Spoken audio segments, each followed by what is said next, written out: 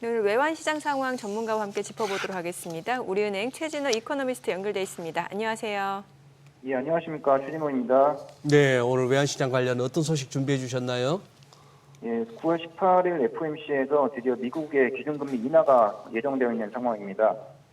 과연 연준이 기컷을 단행할 것인가 이런 속도의 문제만 좀 남아 있는데요. 이런 속도에 영향을 미칠 수 있는 이제 중요한 지표인 고용 관련 지표들이 이번 주에 대기하고 있습니다. 이것들이 환율에 미치는 영향에 대해서 말씀을 드릴까 합니다.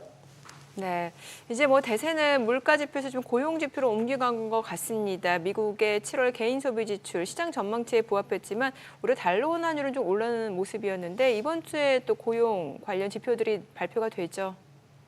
예, 월 초에 보통 이제 고용시장 데이터들이 많이 발표가 되는데요. 먼저 현지 시간을 기준으로 수요일에는 미국의 7월 구인구직 보고서가 발표가 되고요.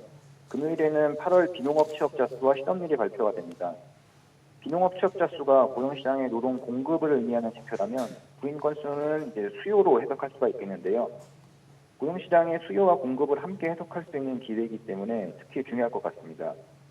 즉 지난 7월에 비농업 취업자 수가 11만 명을 저조했습니다만 금번 발표되는 7월 구인 건수가 견조하게 유지되었느냐 아니냐에 따라서 미국 고용시장이 현재 지금 마찰적 실업이냐 아니면 구조적 냉각이냐 하는 것을 가늠할 수 있을 것 같고요.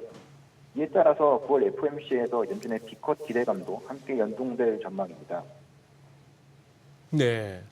워낙에 우리 지난 8월 1일 날 나왔던 뭐 매달 첫날 나오는 거 ISM 제조업 지수하고 8월 2일 날 금요일 날 나왔던 미국 고용 지표 그 다음에 8월 5일 날 급락이 있으니까 여느 때보다는 이제 지표를 갖다가 좀 주목하고는 있습니다만 우리 최진호 이코노미스트님 설마 우리가 지금 저 4일 날 공개된다는 연준의 베이지북 이 각 지역 연준의 경기 관련 보고서인데 이것도 살펴야 됩니까 지금?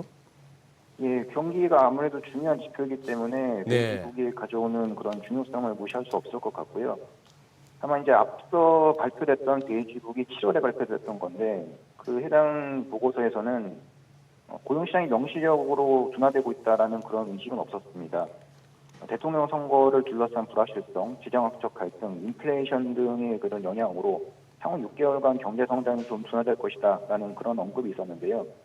근본 베이지북에서는 여기에 고용 감소가 좀 명시적으로 추가되는지 그것을 확인할 필요가 있을 것 같습니다. 특히 고용이 감소하는 속도를 어떻게 인식하고 있느냐 이것이 중요할 것 같은데요. 일단 예상되는 메인 시나리오는 그냥 완만한 정도로 기술이 되면서 달러원 환율에게 큰 영향을 미치지는 않을 것으로 일단은 보고 있습니다.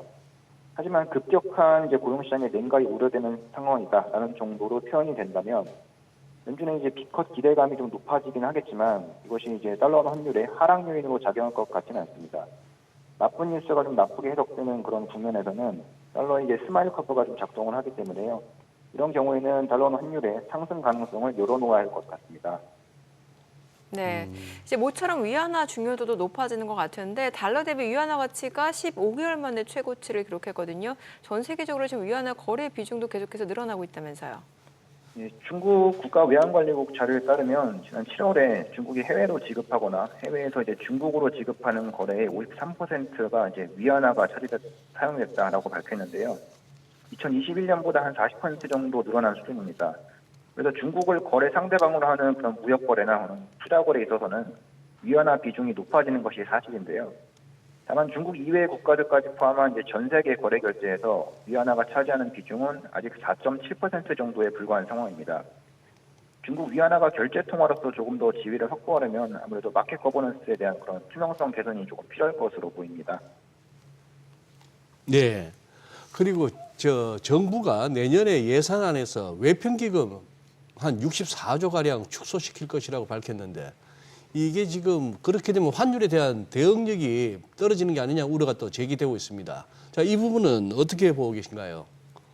외평기금은 이제 보통 원화를 장기로 차입을 해서 달러로 단기 운용을 하기 때문에요. 일반적으로는 손실이 날 수밖에 없는 그런 구조입니다. 그럼에도 불구하고 외평기금을 운영하는 이유는 환율 변동성에 대응을 하기 위함이죠. 그래서 일단 기금 규모를 좀 줄이게 되면 정부 재정 수지 개선에는 도움을 줄 수 있는데요. 반면에 이제 기금을 줄여놨을 때 이제 달러 환율이 급락하는 경우, 그러니까 외환 당국이 달러 매수, 원화 매도로 대응을 해야 하는 그런 경우에는 리스크가 될 수가 있습니다. 그래서 내년에 정부가 이제 외평기금을 64조 원 정도 줄이는 배경에는 일단은 재정 수지 개선을 도모하겠다라는 그런 의도가 약간은 깔려 있는 것으로 보이고요. 또한 현재 달러 환율이 1,300원 위에서 고착화 양상을 굉장히 보이고 있기 때문에 내년에도 환율이 그렇게 빠르게 내려가지 않을 것이라는 전망이 어느 정도는 작용을 했다라고 이렇게 볼 수 있을 것 같습니다. 하지만 네. 이제 그 금융시장이라는 것이 늘 그렇듯 어떤 변수가 어떻게 방향성을 바꿀지 알 수 없는 부분도 있고요. 또 외평기금을 줄인다는 그런 계획 자체가 시장에 어떤 시그널로 작용할 소지도 있기 때문에 이런 점들을 감안해서 재원을 균형 있게 확보해야 할 것 같습니다. 네, 내용 잘 들었습니다. 고맙습니다. 감사합니다.